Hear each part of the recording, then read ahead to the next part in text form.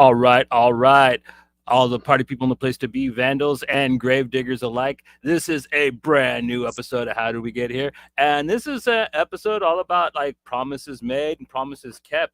And not too long ago, this very fine, distinguished gentleman with the rogue style hairdo told me like, "Yo, bro, I'm gonna do a comic book." And I'm like, "Yeah, dude, that's awesome. When you do one, like we're gonna interview on the show just like anybody else." And he's like, "Rad." And like here we are, man. He has got I'm gonna let him describe it. The Goose, man. What do you got for us, man? What is percolating from the Gooseometer in the near future? So the book that we're working on is called Boneheads. It is kind of a love letter to the things that got me through being a teenager in high school, punk music, horror films, and just the macabre sense of humor that you'll see throughout the book. I I don't know, the it all came to me like all at the same time about 6 months ago, and I just it all clicked together real well. And I guess that was around the time I was telling y'all that I was doing a book. And then I think, Greg, we started talking in what, early November, late October? Yeah, yeah. And I forget, where did you find me? Was it on it Facebook? was. It was on Twitter when I put out that I was looking for an artist. Oh yeah, yeah, You're yeah.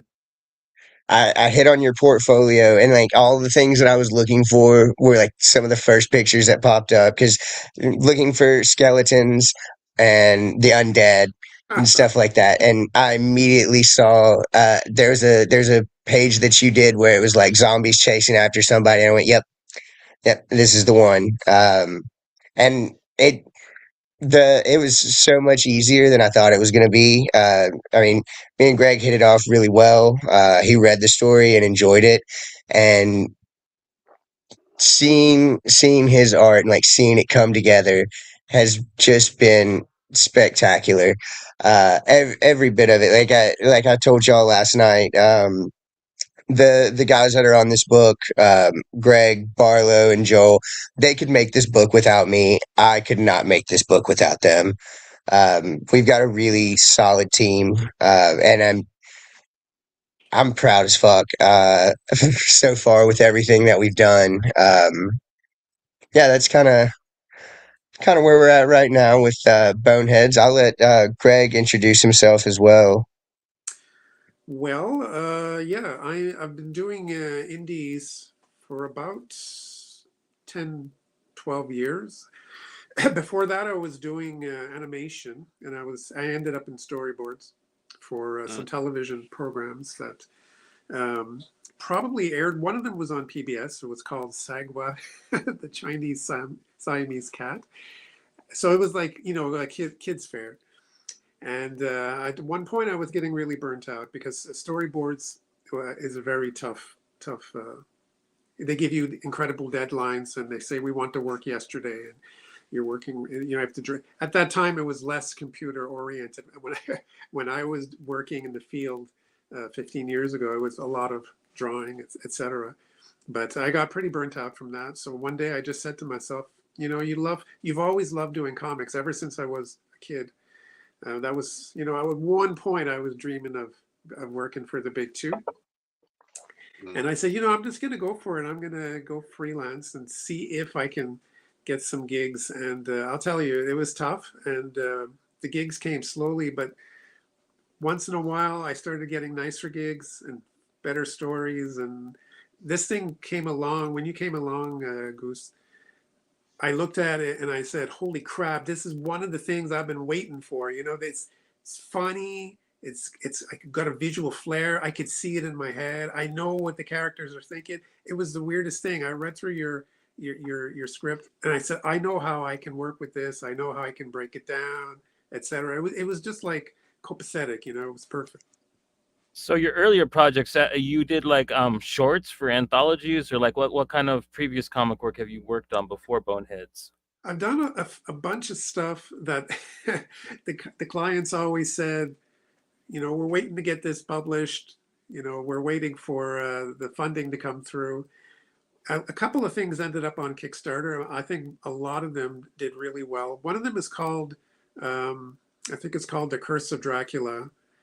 And that was a graphic novel that was done over several Kickstarters. And I think he's doing a collected version of it very soon, actually.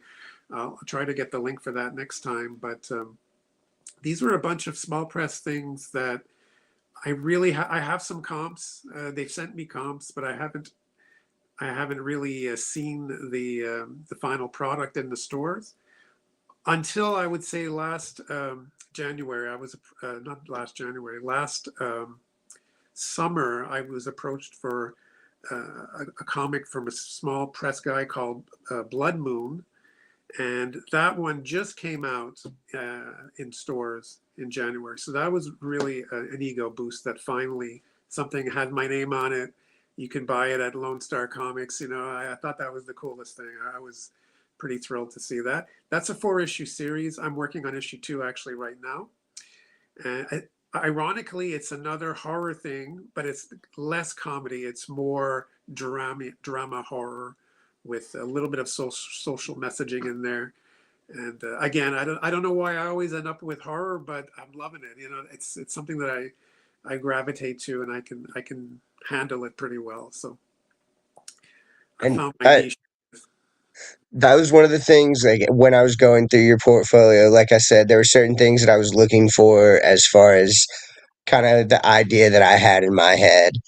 And like I said, it was there was that one specific, and I'll look it up and I'll find it here in a minute. But that it was just that one specific page where I saw the undead, and I I think I messaged you like directly after that and sent you the script. But no, the this is, I mean, God, this has been the easy part. Everybody that we've got on the team is really into the project. We've all been working together really well. There's been a lot of good communication. And I try and be very easy to work with. And so that's what you're saying about like y'all having strict deadlines, doing the storyboarding thing. And like, I'm definitely not on the strict timeline train. That's Barlow was telling, he said, you know, hey, I work a whole lot better with deadlines.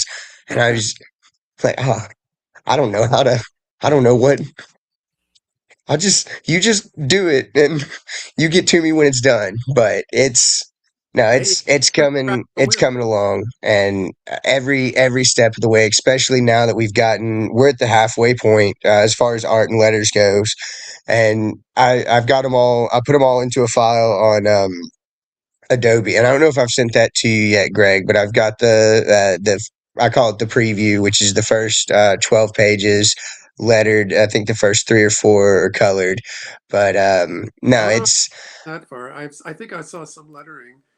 And I just want to take a second to say that I'm loving the colors and I'm loving the lettering. I think your team is, everybody is doing really, it complements the work really well. It's great to see, man. Yeah, it's it, gorgeous, man. It's good looking stuff. Yeah. and then everybody that's working on this book is just insanely talented. Greg did the main cover, which that's an homage to, if I'm not mistaken, is a Punch cover. Yeah. Um, and he did the coloring on that and everything, and it came out incredible. We've got Joel, who is our letterer. He did the art and colors for this one, and he also did our logo, which the logo, when he dropped it in the group chat, just the simplicity of it with the bones in the middle of the H. I think we all kind of jumped at it pretty quick. Um, and that's another thing. When me and Greg got together on this, I we didn't have a color artist or a letterer yet. I think that was closer to the end of November when we started looking for that. But just like, I was worried because it's my first project, but Greg has made it super easy as far as like he he's bringing, it's almost like he's seeing the vision in my head and like putting it down on paper. And like I said, the guys that are working on this book are just incredible, and I'm super lucky to have them. So Well, what's the plan with this? Are sorry, you guys gonna crowdfund it when you guys are have it finished, or how you guys gonna publish it? So we are gonna do it on Kickstarter. That's the goal now. The My main thing is, especially in the past couple of years, I've seen a lot of Kickstarters get funded and then people don't get their product, and that is a huge bummer for me that I've seen that happen, and that it will burn some people out. So one thing I wanted to do before we even got into the Kickstarter phase was I wanted the book to be almost completed before I even put the notify me on launch page up. That way, once it comes in, the money from that will go towards printing, towards shipping, have the book out as quick as possible, and any excess from it will go right into issue two, and have the ball rolling on it, because it's with everything that we've planned out, it's going to be 5 issues altogether, and it's it still just kind of feels unreal, especially seeing my name on the cover. But like I said, we're gonna do 5 issues.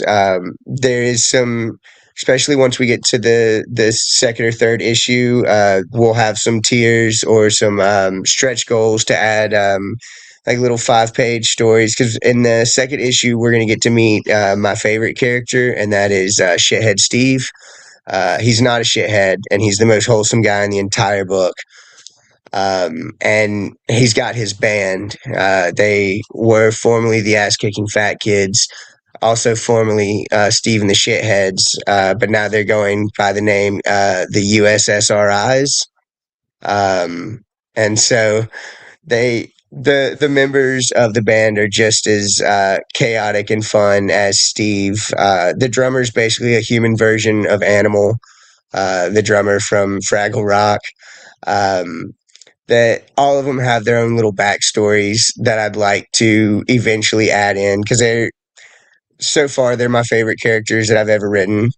Um,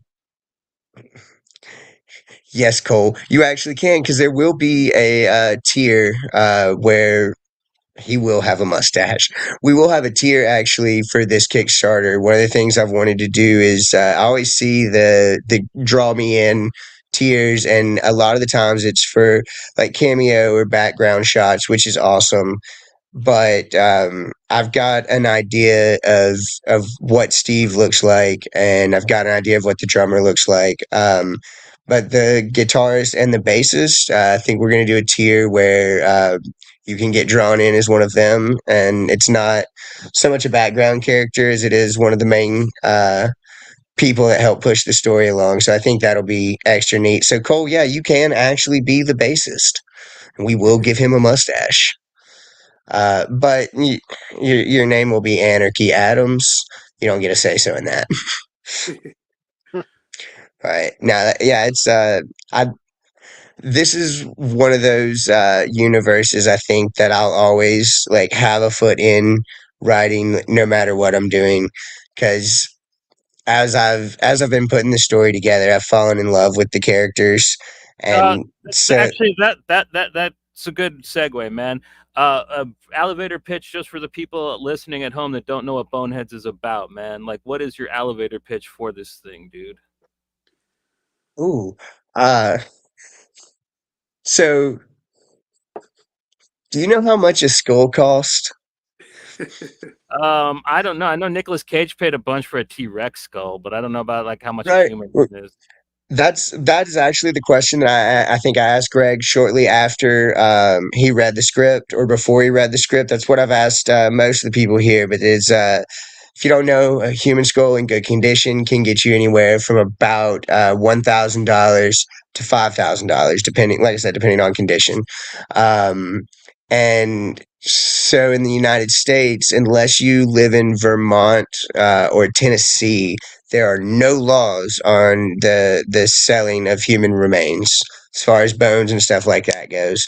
And so now that y'all have that knowledge, imagine what you would do at 18 if you were a broke shithead who just found out that skulls that are 6 feet down, just a shovel full away, could get you 5 grand. Um, so those two shithead teenagers decide to become grave robbers to make money and impress girls, and then they stumble upon a magic amulet, and they raise the dead. And now there is an army of the undead headed towards the town that they absolutely hate and can't wait to get out of. And so now it's up to them to clean up the mess that they solved to save the town that they hate. Um, So yeah, it's kind of, are you gonna spoof the classic grave robbing for dummies video? Have you ever seen that where the guy's sitting there oh, talking about like how you take the skin off of a skull and stuff like that? Like, have you ever seen that video? It's so funny that you bring that up because that was actually there's page 11, I believe, directly references that video. In fact, the when I was sending Greg the stuff for it, I was like, "Here's the video. This is who we're drawing." But yeah, he's directly quoted in there when he says, "And stick your fingers all the way in. There's nothing in there that can harm you. There's nothing. You'll be okay." Yeah, no, Yeah, I don't pulled grab it that. by the teeth. Put it in the Yeah, eye sockets to remove. Yeah, that's actually that. So Simon tells Teddy he's got to show him something because he knows something about grave robbing, and that is where Teddy finds out that Simon is watching grave robbing for dummies on YouTube, and that is his plan to become a grave robber. If that tells you how prepared our protagonists are for Simon's dumb quest that he goes on. But no, there are you'll see stuff like that. You'll pick up on a lot of references, especially if you have enjoyed horror movies in the past 30, 40 years. There's a lot of references to films that I grew up on. In fact, the opening of the book is the two characters watching Night of the Living Dead, but we added in the Mystery Science Theater 3000 flair to it, which like I said, you'll notice little things like that. You'll see references to movies, books, albums, all kinds of stuff like that. They'll be sprinkled all throughout the story. So keep an eye open for that. There'll be all kinds of fun stuff that you'll catch on in the background or in the dialogue. But yeah, that I did directly pull inspiration from the grave robbing for dummies How about for this. it's almost a hometown story too. How about the witch girl that was going to the graveyard and stealing bones in Louisiana? Was that was in New Orleans though, right? In NOLA, yeah, she got in trouble Yeah, on yeah, that's Tumblr for selling bones online. Are you gonna make fun of oh that at man. all? I have not. I did. There will be part part of Simon's plan is to sell the bones online, which leads all of the antagonists to him because he can't just do something illegal and shut up about it and lay low. He wants to get the money right then and right now, and so I said there'll be some. I wouldn't say references to that, but I did grow up in an area where like the cool thing to do because there was nothing to do is ride out to the old cemetery. Uh, it will now, Cole. Yeah, it will now. Do you want me to Because I draw a love. monster truck? Hey, you know what? I already had a plan for Steve's shitty A Team van, but we could definitely turn it into a monster truck. I'm not above that. Um, although it still has to be like purple with a wizard and a dragon airbrushed on the side of it. Yeah. Uh, just change out we'll turn it into a monster truck. But no, it's like I said, you'll catch those references. You'll get. I think the first issue you'll kind of get a feel for it, and then once that's really just the introduction for our main characters. But I think once the story really gets rolling in the second issue, you'll see a lot of our influence in it. Greg's a big fan of the Universal monsters, which we'll have to have some of them in there, or some references to them. And as much as I love Hellboy, I'm gonna have to sneak in some Hellboy stuff in there as well. No, the Well, you yeah, kind of did, man. Like this cover, your letter totally gets his Mignola on, man. I was like admiring that earlier. he did. So I knew he could draw. We had talked about that, and then I was telling him, that I wanted to get him to do a variant cover, and he was like, "Yeah, I'll work something up." And then when he finally sent it to me, my jaw just hit the floor. I was so blown away by it because our plan was, especially with the title, and the header of it, was to make it look like the old EC books. And that is where you'll see the black, and the two black circles will actually have headshots that we're adding in of Simon and Teddy there, like they did of the Crypt Keeper and that sort. But yeah, he did an incredible job. And when he sent it to me colored, I just said, as much as I love Hellboy, the cover just really hit me right here. And then here soon, we will be able to show y'all the Adrian Coleric cover, which he's getting to do a cover, or I say getting, he's doing a cover for us, which I'm super happy about. I love his work. And so getting to see, I've got a list of creators that I want to work with, and I'll be scratching one of them off when we get Adrian's cover in. And so it's another thing that's got me feeling pretty good and confident about this project. I've finally, especially now that we've got the preview, I've gotten to send it around to a couple of people, and I've gotten just nothing but good feedback on the art. Everybody has been just loving the art, and that it makes me so happy that, because a lot of the times when you see especially people when they first start up and do books, like they can have the right story and have all the right ingredients, but it really is about finding the right people to complement the story itself. And I really think that we nailed that with Greg and Barlow and Joel. All of them are just absolutely incredible. Joel's letter work, that one thing I've always said is that lettering will make or break a book like that. Yeah. Oh yeah. And especially after, because I saw his work through his portfolio, but when he sent me the first 3 or 4 pages, uh, I knew we had found the right one. That's right. Like it's all still kind of feels unreal, especially now that it's getting closer to the book being ready. But it's coming along, and I think we're all super excited about it. Do you have a time when you're thinking you might launch the Kickstarter? Do you have anything in So mind, like an idea, or? we've been kicking it back and forth throughout the group, and I think we've set our eyes on a summer release. We don't have anything particularly set in stone now because like I said, we've just now gotten into the second half of the book. Barlow is catching up on colors now, and Greg is doing his run at the second half. And so I think because of how quickly we got the first half done, I think by the time we get the art finished up and Joel will have the letters like that, the only thing that'll be left is Barlow finishing up that second half of the book. But he's making real great time now, so we're hoping for summer. If it comes before then, great. But it's one of those things that I think I talked with everybody that's working on the book that I don't have a specific deadline that I'm shooting for. I'm just wanting, and I think I even told them I'm wanting to make the book, if for no one else but for me.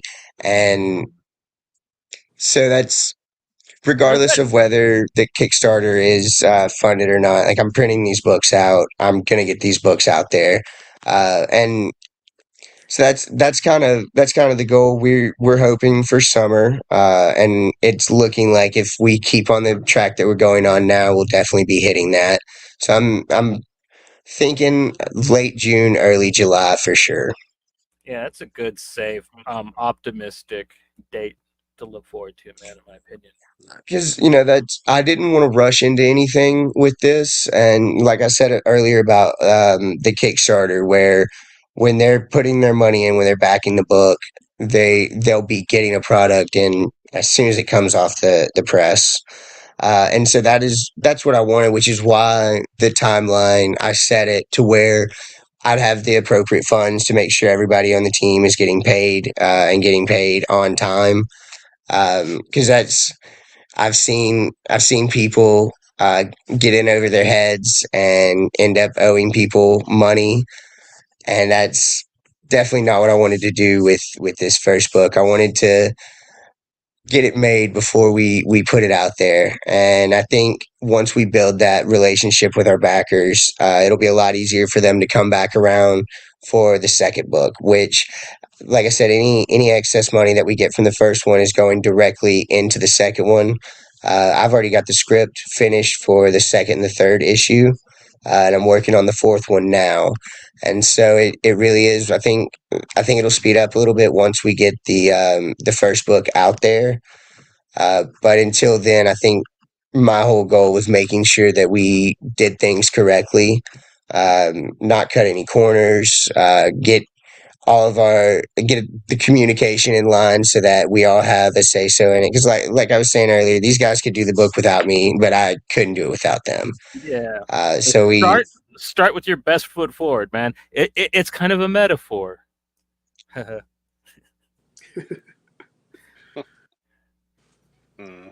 I just yeah, like I said, I want to put my books out there, and of course, I want people to read them, but I want people to. I don't have any books out. They don't have a reason to. Like you said earlier, I told you I was going to make a book, and you were like, "Well, when you get it, let's get you on the show." Um, just lost my train of thought. Um, That's yeah, all right, y'all man. got me going on and talking, and Well, I have, we've known each other for a little while now, maybe roughly 3 years, and I've heard a lot of Goose stories and stuff like that. You have quite a few good ones, and this book is based on grave diggers, but I've never heard you tell us a story about digging up graves or anything. So I was curious if this is something that came to you from just did you just deep dive on the internet, or is this something you've actually tried to do when you were a kid? yeah. Like, So you know? so I've never tried to rob graves, but where I live at, there's a lot of old graveyards, and I used to do like lawn maintenance for the city when I was in high school, and so we would go and clean up all the old cemeteries, and some of them like were old and decrepit enough that it is just kind of washed away at the sides, and there were several that you could just like look down in and see the bones in them. But actually, no, the I don't have any grave robbing stories, and So you're not paying Greg in skulls no, or no, no, no, any no, no, other no. body parts like that. No, I'm Here, this I'm I'm paying here. I'm paying This him and this I'm is paying this him and is y'all's worth three monopoly money. thousand. Yeah, this is worth 3,000. Here you go. But You don't can, pay gold teeth. That's all I would take. yeah. Yeah, no, don't worry, Joe. I'm paying him in y'all's monopoly money. Yeah. Well, well, it is a little disconcerting because we know Goose has a fascination with cannibalism, and then all of a sudden a grave robbing story comes out, and we're just like, okay, uh, You you bring it up. We didn't go through what we normally do for the check-in, but I will say, Well, we speaking of, don't do that with interviews with creators. We don't really do that's that fair. unless you want to bring up something that you've been reading or doing lately that you think is worth Uh, talking about. that's But we like to get straight to the creators and what they're making. So, but that's fair. it's completely up to you. I know you've been It, reading Akira lately. No. I read the most absolutely terrifying fucking book in my entire life, and I'll have nightmares about it for the rest of my life. Johnny's right. I do have an odd fascination with cannibalism. Not like Army Hammer. Like, I don't want to eat people, but just the taboo of it I find interesting. Well, anyways, I just recently finished up The Indifferent Stars Above. Um, it is a account of Sarah Graves, who was one of the unfortunate people to survive through the Donner Party on the trail out to California. Um, I don't know what they did, but God was raining just pure flaming shit on them. Fucking from the jump, God just like, and that, you know what, like, whether you believe or not, I don't, that's not the point. Something up there, they had pissed off because it just rained shit on them for the whole time that they went there. And they, that was the cannibalism thing. If you get a chance, read The Indifferent Stars Above. I could go on talking about it, but that's not why we're here. Book scared the fuck out of me. But no, I've never been grave robbing. I haven't. In fact, I hadn't really gotten to tell people where the inspiration from this story came from. It's actually two very obscure things. There's a television show, it's a show on Netflix called I Think You Should Leave. And there's this skit that they do where it's like the whole Johnny Cash thing, and they're in the studio and he's singing the song, and then Tim Robinson's in the back, and he screams out, and that's the night that the skeletons came to life. And the bones are their money is one of the lines that he throws in there, and that's actually the little opening quote from the book. But it comes from that, and also there was a not very well known serial killer from Kansas City named Bob the Butcher Bordella, and he ran this, which there's a reference to him in the first issue as well. But he ran this place called Bob's Bazaar, like in a little flea market, and he sold skulls and stuff like that. But he also was like real into that book, The Bone Collector, and was keeping dudes down in a dungeon that he had built. For weeks at a time, like torturing and killing them. And so he sold skulls, and I didn't realize how expensive skulls were until like I saw that in the documentary he's selling them for like upwards of $5,000. I got to looking at it, and I was like, you can just nobody's gonna stop you. You can just sell skulls like that, and that got me thinking like, well, the bones are their money, and so that was, God, I think that was May or April of last year, and then I spent all the way up till the end of the year, like making sure the story fell into place. And so like, it's, I don't know, I drew from some weird inspirations that got this story started, but I've always had a fascination with the macabre, and so I said there's, you'll notice little things like that when Simon tells Allie that his uncle Bob in Kansas City could get her a skull. That's a direct reference to Bob Bordella. But yeah, no. So it's where it came from, and then once I got it all plotted out, you'll meet our three protagonists, and that is Simon, Teddy, and Allie. But I got halfway through the story, like had it all plotted out, was working on the script for issue one before I realized like my three protagonists were basically just Alvin and the Chipmunks, Allie, Teddy, and Simon. Alvin, Theodore, and Simon. I named my, because the names work so well together, and I was like, yeah, this sounds great. And then like it hit me while I was in the middle of typing it, like it's fucking Alvin and the Chipmunks. That's why it goes so great together. Are you gonna Um, color code them? Yeah, are they gonna be red, green, and blue? no, there will be some fun. There will be some fun with the colors on Allie's part because she's got this. There'll be this thing that happens where every time she is in a panel or on a page and then leaves, when you see her on the next page or in the next scene, the her hair changes colors.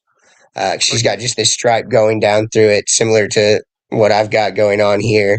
And so, just as a kind of a running gag, that piece that you can see there will just consistently change colors.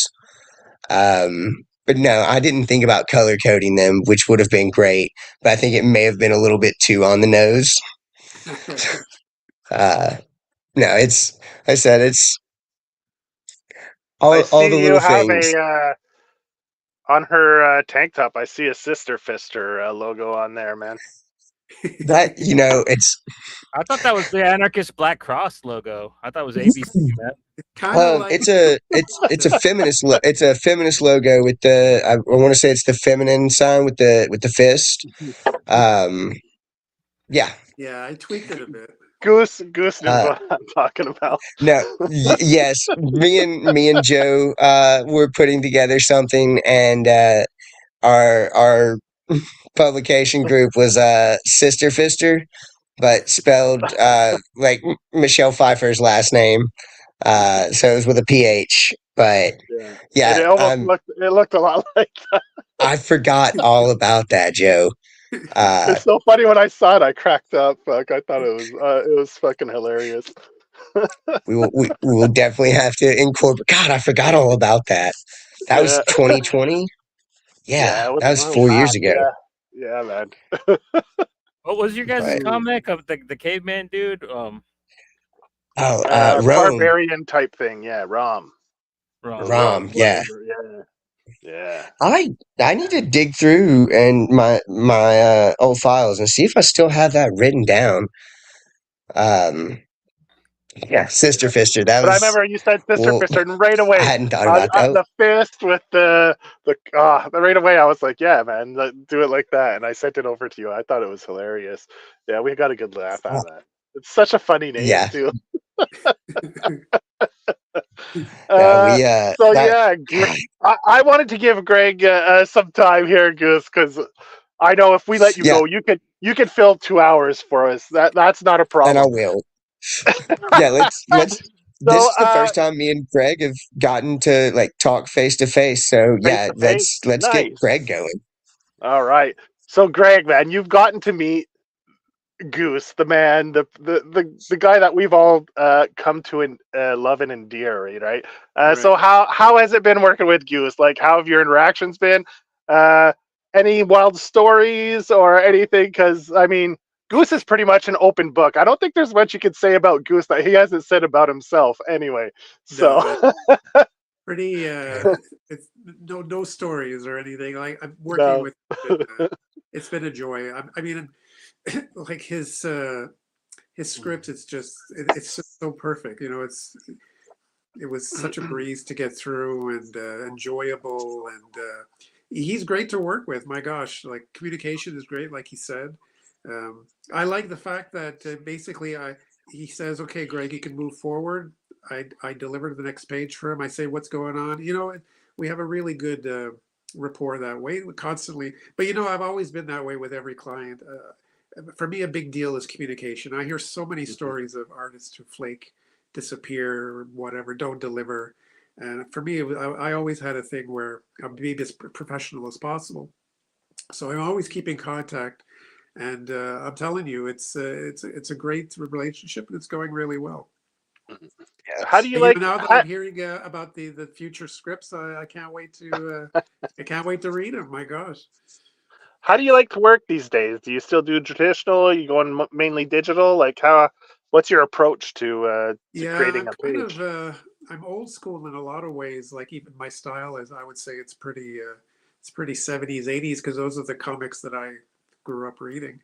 Hmm. And my working, I'm a dinosaur. I have a hard time to adapt to technology. I'm not a techie, but I have like I call it a blended style. What I do is I'll draw the most of the work on paper, scan it, and then finish it digitally.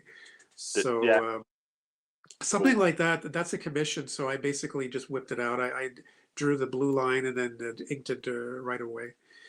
And with the comics, it's a lot of there's more and more digital coming in, and Yeah. because you know it tends to save times. I've seen people who do all of the blacks traditionally, and I don't do that. Mhm. If I have a lot of blacks to do, I'll just use the Photoshop to handle that part of it. That's cool. So if you're doing traditional, when you guys do the Kickstarter, then it'd be a possibility to have like a tier with original pages and Oh stuff yeah, like that. I got tons of art that's lying Mhm. around, and I could do originals too. Like if you want pinups and whatever. Or Because especially if you guys do a be a character or a cameo in the book. Yeah. And then I'm sure that person would love to get their hands on an original page too. So that's not only can you get it, but then you could probably buy the original page as well. Oh So yeah. that's definitely something people would probably be like super into. Yeah. Yeah. Yeah. That Absolutely. I think that's the only shortcoming from digital. I think creating digitally is you lose that like the original art, like you could get an original page of a creator you love, and just hang it on the wall. And Goose has been getting into that a lot lately. You've been buying a lot of original art. I've been seeing you post in the past year. Yeah, yeah. You've been getting a lot of stuff done in the last little while. So yeah. I I the first I bought one page and it looked real good on my wall, and that's how it starts. Yeah. You got to have a mate for it afterwards. Yeah.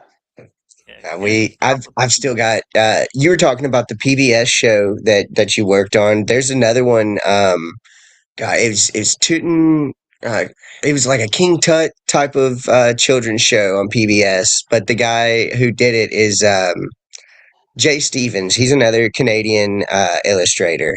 And I need to hang it up. I got some of his work from the Dwellings comics that he did, like in the old Charlton style, like Richie Rich and all that. But Mhm. it's in horror and it's fantastic. I think it's coming out Yeah. through Image this year. But Yeah. Yeah.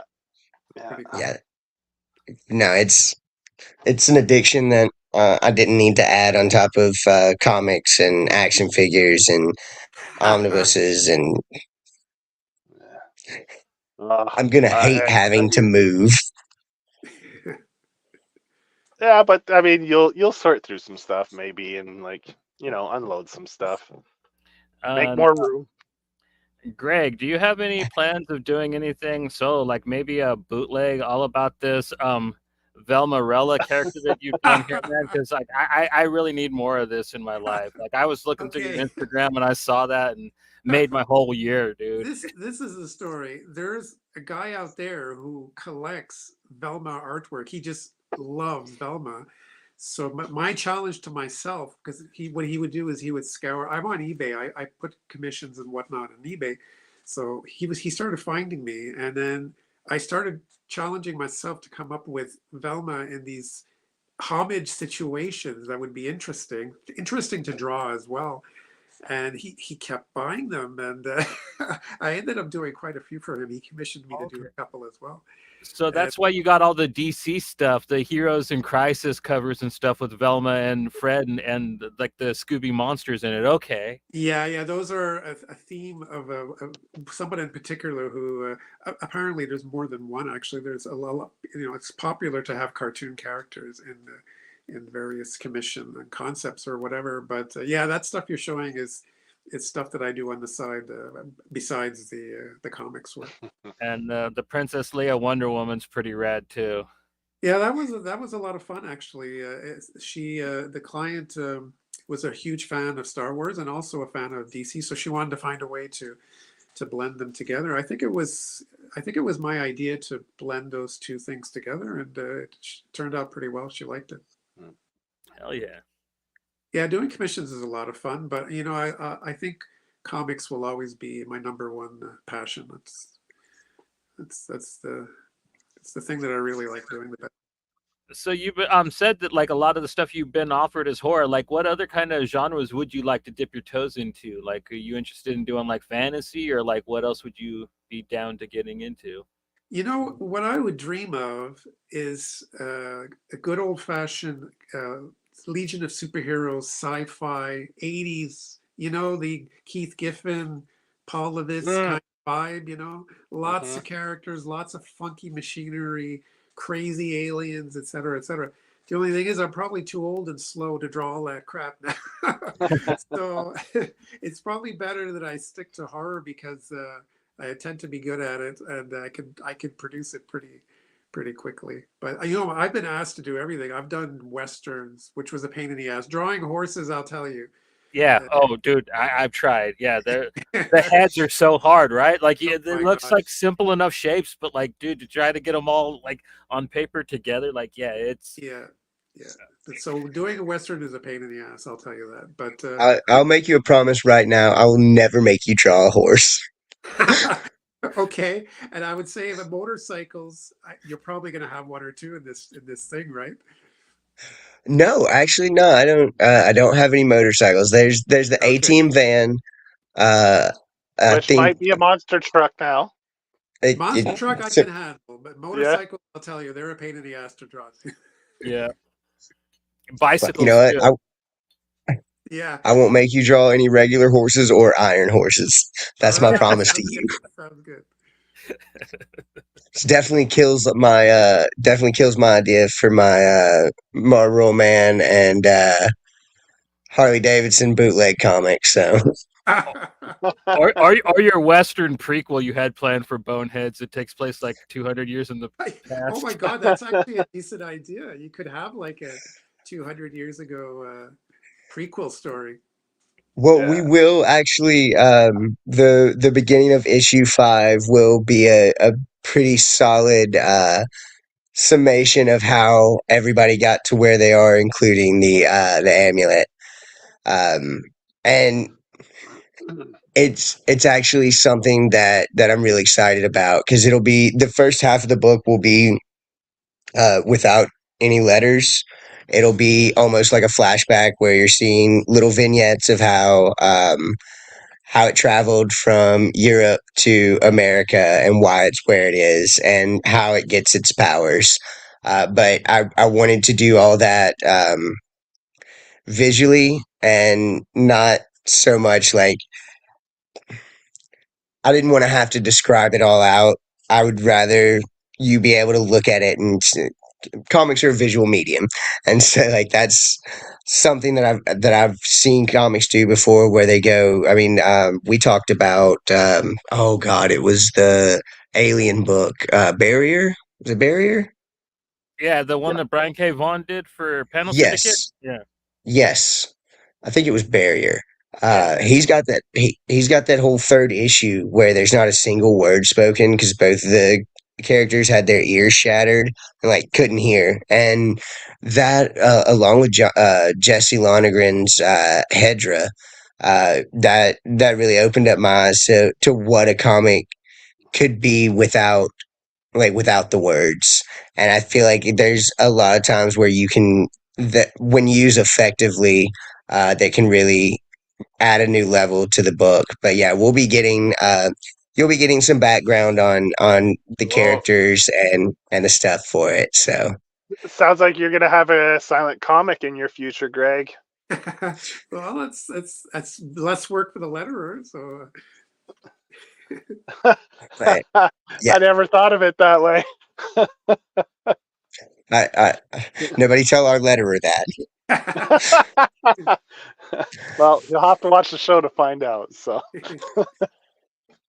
Which I talked to Barlow and I talked to Joel. I haven't heard back from Joel yet, but Barlow I think is 2 hours ahead of me, so an hour ahead of y'all. But he'll probably want to get on to one with us soon, so we may have to come back with Barlow in tow. yeah, man. When we get close to the Kickstarter, man, like when you have your yeah, pre-launch up or something, we could come back and do a launch party or something for launch you. I was party gonna or say we'll do a something with all launch the party. guys. Yeah, we could do that. that's a good idea. Yeah, Yeah, that actually sounds like a plan. yeah. Because But we've done a few episodes where we've had a full panel, right? All 9 spots were taken, so it's Yeah, definitely man. no, very Get, doable. get the whole crew no, up in. Greg. Yeah, man. I was just gonna say, Greg, you said you worked in storyboarding and stuff 15 years ago. When did you really get your start in drawing? Not so much professionally, but when did you first really pick up the pen and put it to paper? Oh geez, I was doing it ever ever since I was a kid. I Mhm. found that I had a on line paper. I did it in high school. I guess I drew a Teen Titans comic book because the Mm, new Teen Titans I was so into them, and I had an entire thing that was drawn really badly. But it showed me. I reminded myself that I've been drawing ever since I can remember, ever since I was a little kid. But the yeah. thing is, life got in the way, and I put that aside until one point I was kind of floundering a little bit, and I said, what do I want to do with myself? And went to Dawson and got back into art, and it led me in a kind of crazy path to where I am here. Mm, nice. Yeah, I'm very familiar with that program that you were in. Yeah, it was a The really good illustration program. design at Dawson. Yeah, that's the same program I went into Yeah, as well. it was a good It But sounded experience. like y'all knew some of the same people, professor-wise or uh, teacher-wise. yeah, we've for sure. Yeah, because there's some teachers that have been tenured there for quite a few years. So for sure, we definitely had some of the same teachers. So. But I think the program probably evolved after I was gone. So Did they have 3D animation when you were there? it was just starting. Just It was starting. Okay. here I think of doing it. So Yeah. Yeah. yeah, I did a Uh, toothbrush, I think, something yeah, like we did. I did a claymation with 2 other people for my that. Oh, animation cool. project. Oh, Very Yeah. cool. really? You did stop Yeah. go? How Yeah. Yeah. like We did how big of sets a and piece? everything. Just one scene. It took place in a cemetery in wintertime, with a little kid, a snowman, and a bully. Yeah. So the snowman, how is it? The little kid gets bullied. The snowman comes to life and saves him. But then it's an evil snowman. It's in a cemetery, and the snowman eats the little kid. Wow, Awesome, man. great. It was about, what is it? Maybe 30 seconds. Yeah. So that whole year we worked on that for 30 seconds of animation, roughly. I don't know. I lost I fucking I didn't have it backed up, and one of my computer is gone, so I lost it, and I'd have to reach out, maybe get back in touch. Maybe someone still has a file, the JPEG of that, or MPEG or whatever of that. Floating MP4. around. Yeah, possibly. It was really fun. So that was like storyboard. Like we did everything, storyboarded it out, and then the funnest part and all that was building the set, the environments, and everything, and that was really fun. Yeah. Yeah. Mm. So yeah, it was fun. Dawson, it was a good time, man. It was Well, a Was it good I Bear time. think Creek? art education is a good thing. Yeah. What was that, Johnny? What were you saying, Johnny? I was asking if it was near a creek. I was making a dumb joke. Oh, No, far from it. Nah. good old James Vanderbeek. Yeah. Yeah. So when Hope you're that guy's doing well. so what were you like on lined paper back in the day? And the first thing that came to mind was Jim Rugg, right? Because he likes to do a lot of his like variant covers and stuff like that, old school, like not paying attention in class. You're just drawing shit in your like in a spiraled book or something with ballpoint pens and stuff. So when you're telling that story, that's right away the image I got of one of those like ballpoint pen drawings, and yeah, it's pretty Oh cool. yeah, for sure.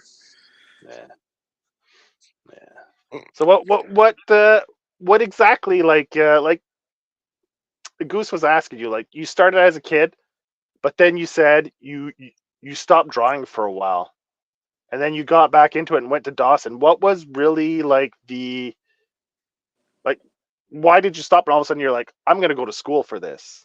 Well, my early 20s, I was on my own, and I had to I had to get a job to pay the bills.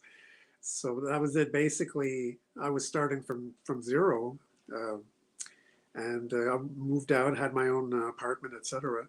So I Okay. had to, find something that would sustain me.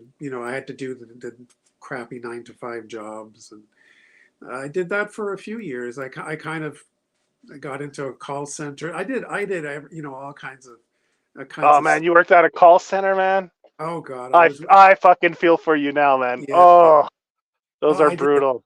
Well, that's what I'm saying. I was at a point where these dead end jobs, it sucks the soul out of you. I was like, I got to Mm. figure out what I would really want to do, and yeah, I've always doodled, like you said. If there's a scrap of paper and a pen nearby, I can't stop it. I'll start doodling. So I said, you know what, Greg, maybe you should get better at this, and hopefully I've gotten better. I've tried. Well, Oh, man. Oh man. that I just did it when they announced that there's a rumor that she might be in the movie. So I thought it'd be kind of funny to have her as Dazzler. Sometimes I just like doing things that amuse me, so it keeps Should it do keeps. her and Kelsey in like at a weddings, at the altar at a wedding. A lot of Swifties would probably pay a pretty penny for that, you know. I'm Oh, wondering last. like the Spider-Man wedding cover. Yeah, Yeah, with that would be Kelsey and Taylor Swift. Yeah. yeah, that would be awesome. I absolutely wish, there's that terrible thing about the AI images of her going around and like they're really going about that the wrong way. I just want somebody to do an AI image of her like walking out of a comic shop. 'Cause we could really revitalize the entire industry if we could just put like just give Uh, her like I'll buy the books for her. Yeah, NFL Just did it walk out and the help. yeah. Now I just need her to pick up maybe some action comics. That Beneath the Trees Where Nobody Sees is really good right now. Uh, or you Hey, know what? She doesn't even have to buy anything. Just walk into it. send her the first issue. Maybe she'll plug it. You know what? I mean, she could probably write her own comics, man, about breaking up with dudes, and I bet you a bunch of people would read them. And like they just Yeah, like turn her songs into comics. Like, I don't have a direct line to Taylor Swift, unfortunately. The best I've got is Miranda Lambert. Um, cool. but she's too busy being divorced from Blake Shelton to worry about East Texas anymore. So she's from my area. In fact, Oh, she's related to one of my cousins, but not like it's a cousin by marriage. Um, but anyways, yes, I don't know how much help she'll be, but maybe she can get me in touch with Taylor. yeah, be like, Tay Tay, you need to write some comics, girl. Damn. Emilia Clarke did it. Uh, she did that MOM book at Image, and she was Daenerys Targaryen, or however you say it. She was in Terminator too. That Yeah, she was in Genesis or whatever that one was called. oh yeah, Denies. I was have that over there somewhere, and I only bought it on Blu-ray because it also came with a copy of the original Terminator on Blu-ray, and so I bought it because it was $10. So it was like me buying the Terminator and getting Genesis for free. Yeah, that'll be our next thing we do is convince Taylor Swift to buy a comic. It's not like she's gonna miss the money. What do you think she But would like, though, man? I'm trying to think of what comics she'd like. Oh, we could honestly, get her to read Somna by Becky Cloonan and uh, Tula Late, man. Like, I'm pretty sure Tay Tay would like that book.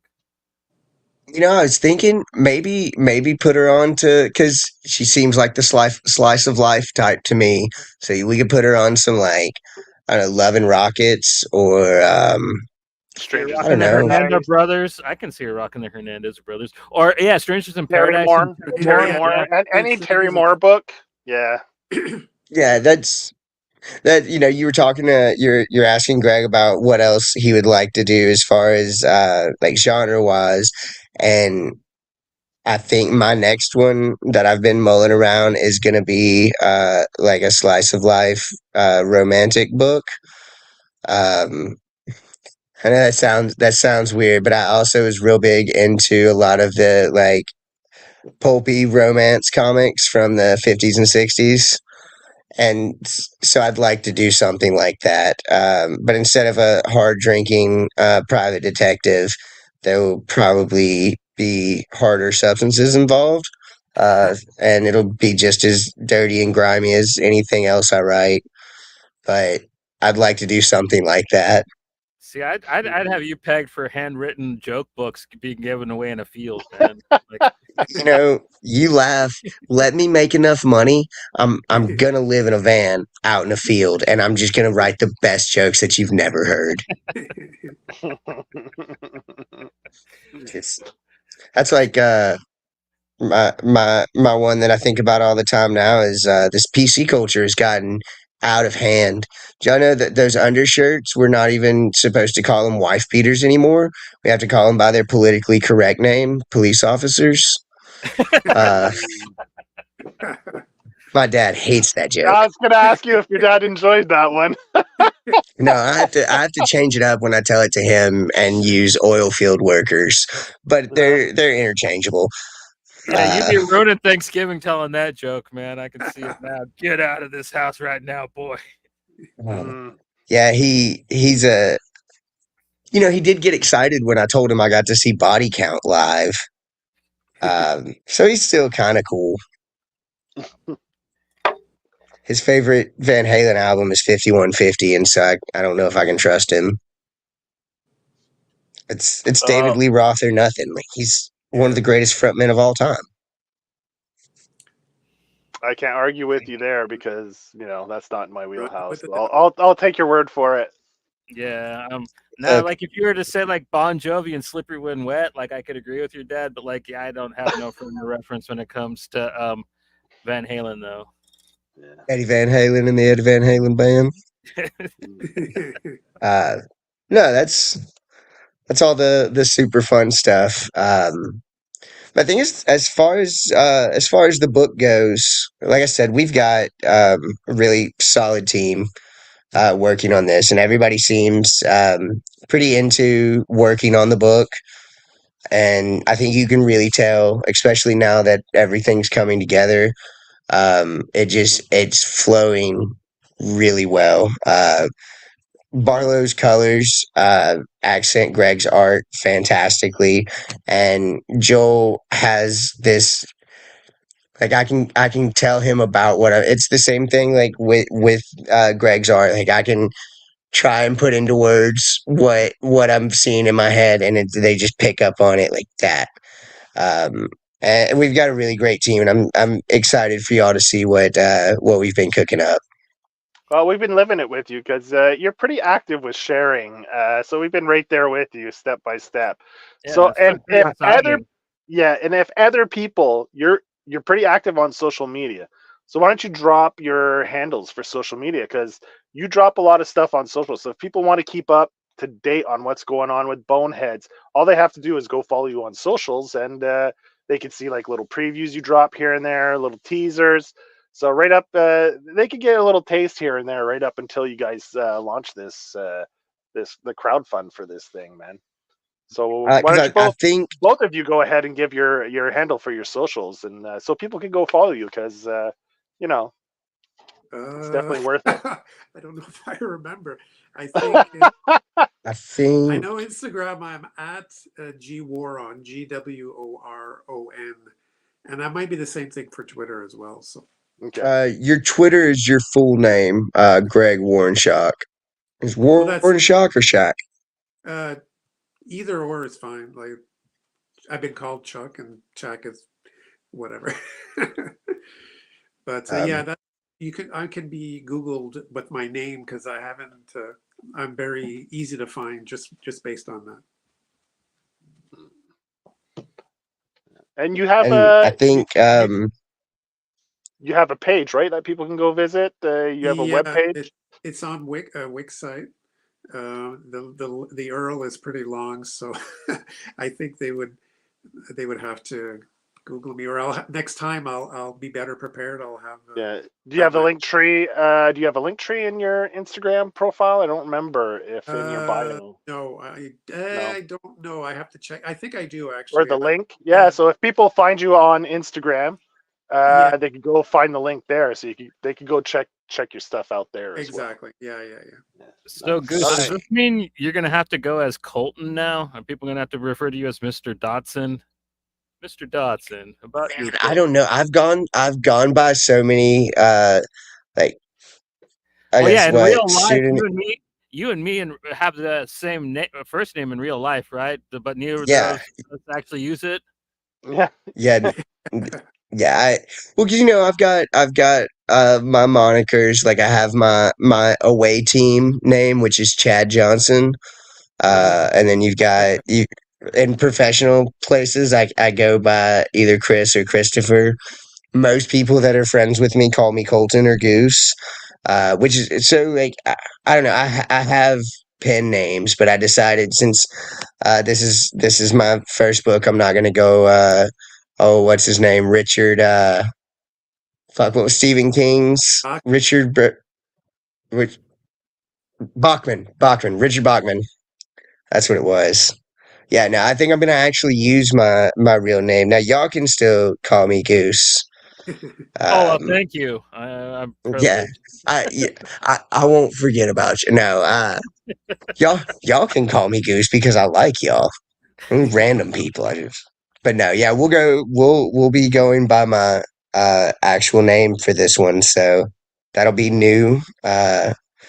Especially because now people are gonna know my actual name.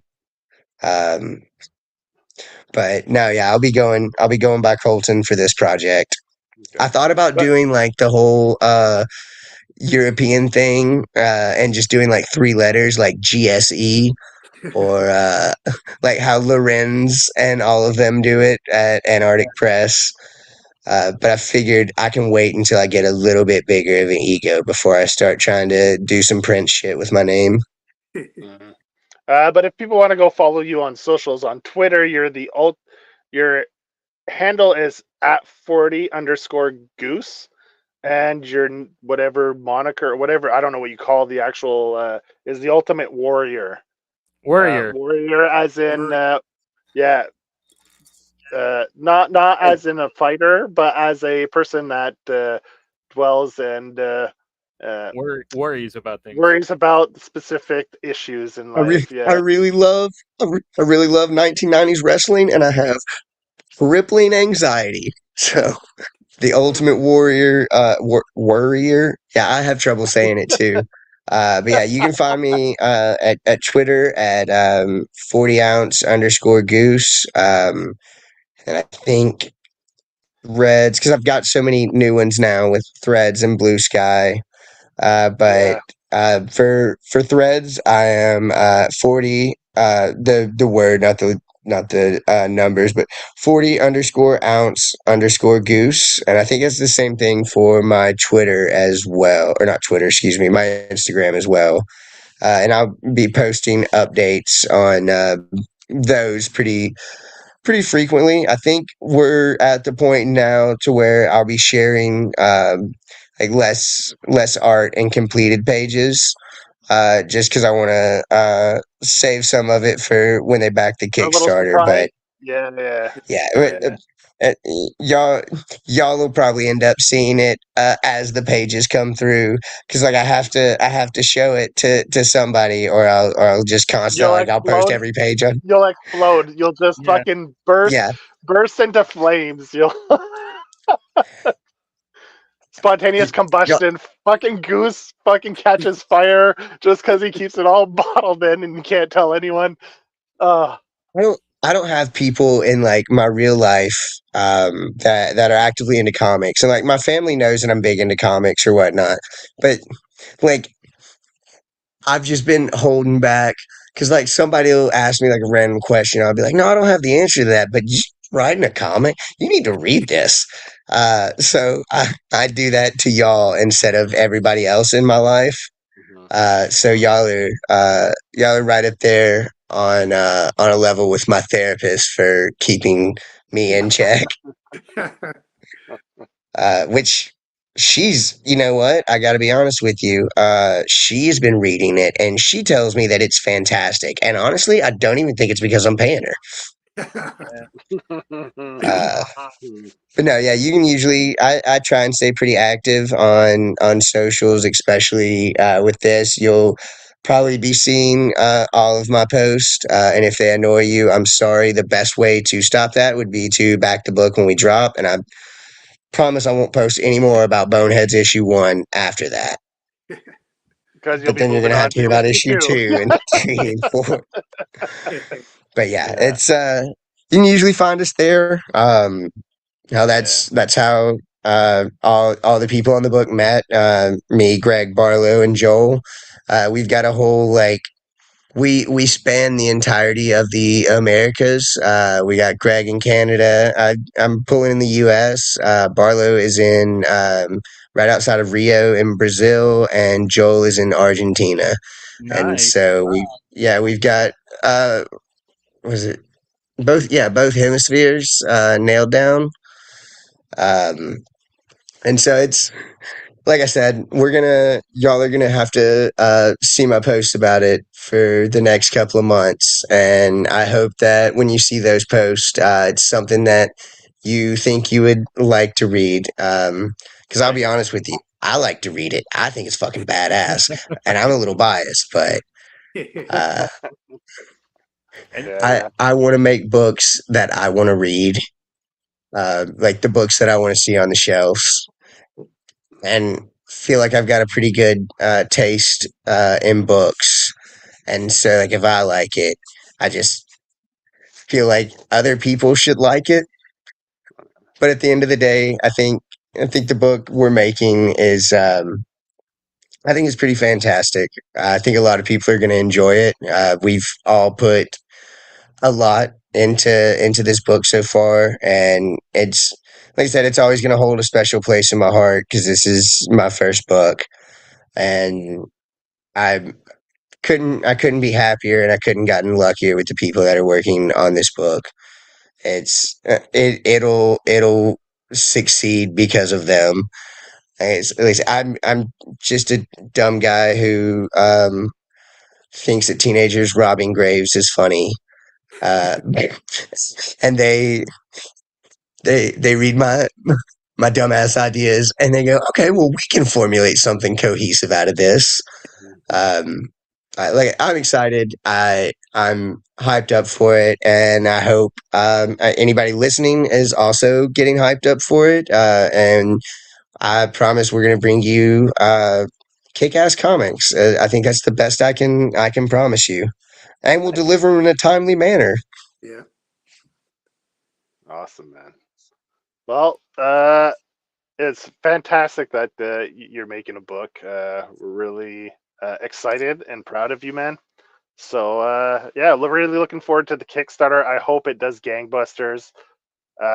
Happy to have you on and talk about it. Well, like we said, we're definitely going to bring you back so we could lavish you with some more praise when we get closer to the Kickstarter. And man, I don't know if you have anything else you want to add, Johnny. well, I mean, like you guys said, you met on Facebook, right? You No, met. no, no. We met on Twitter. Okay. I stay away from Facebooks, Okay. but my mom will be on there promoting the hell out of this book. So look for that. That's what I was gonna say. I was like, something came out of there that wasn't a Minions meme. So damn. But like even that didn't Oh end up working God, out. So, I haven't but I haven't been there in a while, but yeah, I, my mom is sharing it directly after she shares a Minion meme. So it's still it'll get some views, I It'll imagine. get At least traction. the Minion meme. you guys should have a Minion meme variant for your comic. That'd be awesome. Joe. Uh, oh God, Joe. We'll have to do an unrated cover. Mhm. Joe used to do these incredible drawings of Dick, superheroes and famous people That as dicks. yeah. Dick Doodles, yeah. Dick Doodles, yeah. The dick doodles. The Green Yeah. Lantern one, I think about it all the time. Yeah, The Swamp Thing, man. The Swamp Thing with the yeah, that one turned company out with pretty good too. yeah. Yeah, yeah. We'll have That to, one's yeah, actually hanging on the wall still. The Yeah, Psylocke because was particularly good. I remember I liked the Psylocke a lot. yeah. I think I sent the Green Lantern. I think Goose has it now. I sent it with a do box. The magic one, I have to give to Fulci. I forgot to put it in the last thing I sent him a little while back because it was in a bunch of papers and I couldn't find it. I have the Just send Wolverine it that's to gonna him. Just the draw a middle Wolverine's finger and send it to him, yeah, man. That's all he yeah. needs. I got the Wolverine one for you. Gonna be in the next box I send you. What other ones did I do? The magic one turned out pretty good. Did I do we'll a have to Hulk? I have you never do did a that. Hulk. Yeah. Super Yeah. veiny. But because I've been told recently that the only way that Kickstarters are getting funded is by showing skin, Not and safe for so work. Yeah, you're gonna have to put not safe for work in the description for your book. right. But everybody's gonna Well, be real. Everybody's gonna be it, real fooled because they're gonna go into it thinking they're gonna see some titties, and it's just gonna be hanging dong well, every issue. Well, that's still dicks. not safe for work. I mean, that you're I not mean, lying. dicks with tits, man. Yeah, draw a you know, dick with boobs. That is yeah. interesting right I did a there. few because I did Harley Quinn, Psylocke, Magic, and they all had boobs. So they were dicks with tits, man. Boneheads dick with tits variants. They're the special one of ones. Embossed cover. Metal. Got to do the metal for that. Yeah. God. I Uh, I don't know if that they're would help us or bagged. hurt us. They're bagged, obviously. Yeah. Yeah. Polybagged. Poly They're bagged. Yeah, you got to bag they're them up. secret variants. Yeah. I saw that Marvel is doing a polybagged variant, and I was just like, wow, they're trying to bring the '90s back in the worst way.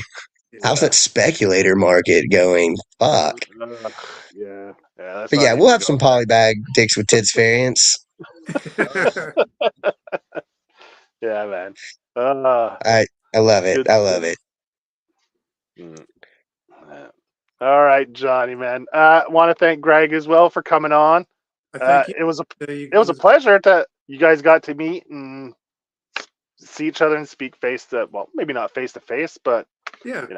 stream to stream or Screen to whatever you screen. called it. Yeah, screen to screen. Yeah, exactly. So looking forward to having you back on the show as well. And man, Johnny, Guys, thanks a Yeah. lot.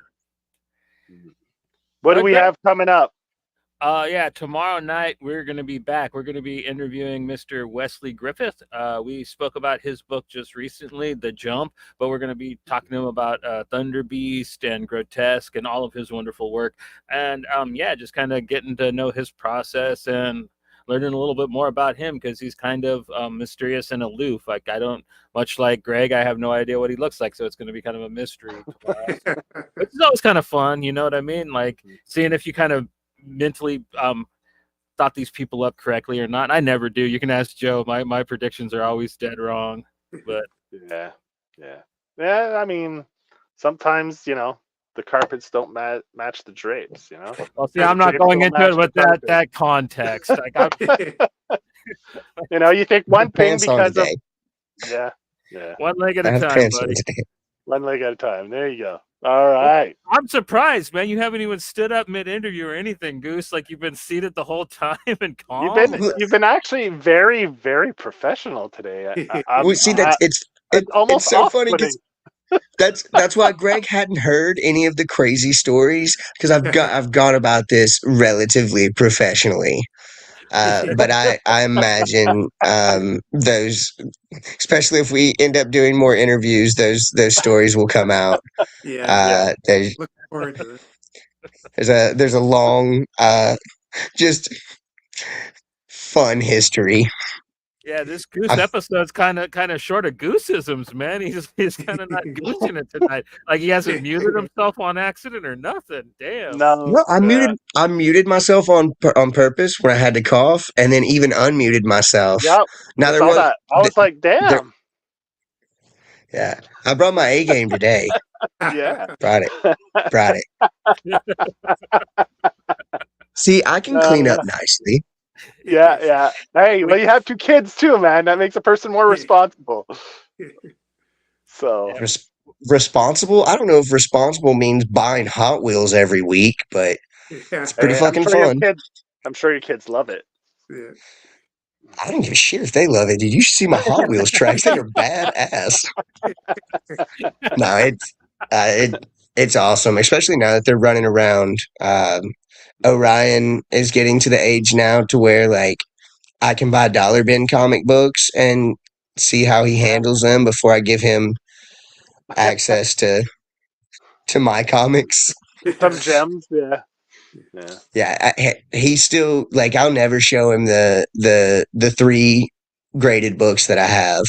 Like I just recently showed those to Dakota. Um, so those How did stay that put go? up and hidden. She's still living in the same house as you?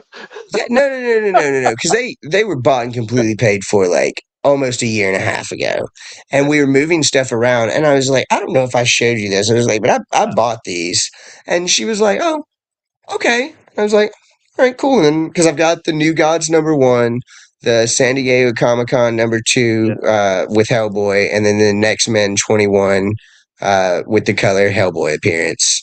Because I'll never be able to get a dime press #4. Um, just not going to be able to do it. So I'll take 2 of 3 of Hellboy's first appearances for sure. But yeah, no, we still live in the same. I've gotten super responsible with my purchases, and by that I mean I buy her just as much stuff as I buy myself. There you go. That's a good way to balance it out. She did say I can't buy any more action figures though. Uh, like a day before that Godzilla and Hedorah action figure Oh, set I showed saw up. that. Isn't that crazy? Oh, was that no? Did you see the one they posted where Godzilla, like, it all lights up, his spine lights up, and then he actually sprays the light with mist or something? Did you Yes, see that post? they're like Woo! $40 at Walmart, and it has taken a lot for me to not buy one. They're Because freaking awesome. I jokingly show it to Dakota every time in hopes Mm-hmm. that she does the if you want it, just get it because I can't go, I'm getting this. She hasn't broken yet. Yeah, no. You know what? It'll hit the clearance rack one day. And Yeah. then Is it because the I American Goji though, or is it the Japanese Goji? no, it's the newest Monsterverse one from Kong and Godzilla. Okay, it's the Kong X Zilla movie or whatever it's called. Kong X Yes. Godzilla. Okay. God, speaking of Godzilla, it has been almost 5 months now, and there's not a day that goes by that I don't think about fucking Godzilla -1. Holy fuck, that was I love the way you word that. There's a day that doesn't go by you don't think about fucking Godzilla. yeah, it's true. Have you seen the He's dance? got a Have you seen the dance that he fucking did? Goose has a fucking Godzilla flashlight. I mean, he's got. Watch out, It's Goji. Hedorah. Don't lift your tail up, man. All Hey, right. look, how do you think Manila got here? Yeah. I don't want to think about that. I'm sorry. There, we got a good one in just before the end. So How do we get here? yeah, exactly. How did we get here? See you all tomorrow, man. Right. Wow, wow.